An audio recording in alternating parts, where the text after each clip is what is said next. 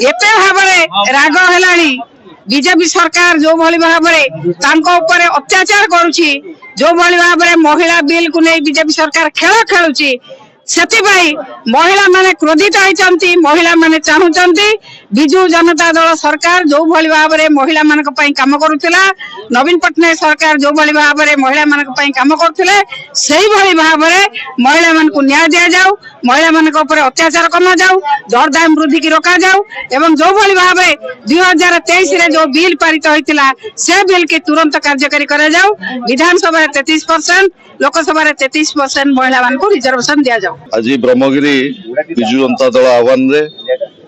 बिजू महिला जनता दल आज राष्ट्रपति के उद्देश्य रे ब्लॉक प्रशासन को दाबी पत्र प्रदान करछि। आपण माने जानिछन्ते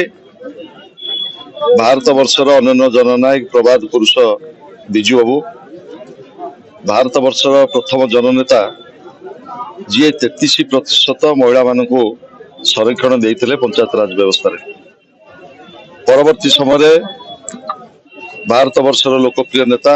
ओडिशार पूर्वतन मुख्यमंत्री श्रीयुक्त नवीन पट्टनायक महिला मान को 50% संरक्षण व्यवस्था देते पंचायत राज व्यवस्था रे। किभली भाव में ग्राम्य भित्तिभूमि सुदृढ़ हम माँ माने क्षमता पाइबे एवं तांको नेतृत्व रे नवीन बाबू नेतृत्व रे ओडिशा रे 7 लाख महिला ग्रुप 70 लाख महिला आज महिला सशस्त्रीकरण गोटे नीरव आंदोलन में परिणत होइछि एवं परवर्ती समय रे ओडिशा विधानसभा रे 33% महिला को विधानसभा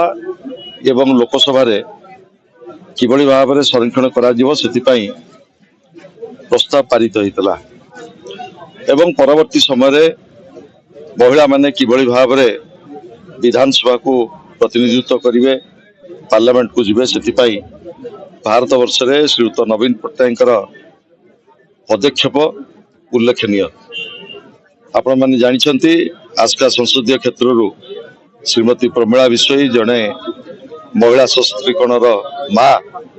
भारत वर्षर संसद को प्रतिनिधित्व कले किंतु दुर्भाग्यर कथा डबल इंजिन सरकार ओडिशा रे आसिला परे आज महिला माने प्रत्येक क्षेत्र में प्रतारित होइछन्ति एवं जने मांकर जी नेतृत्व नौचंती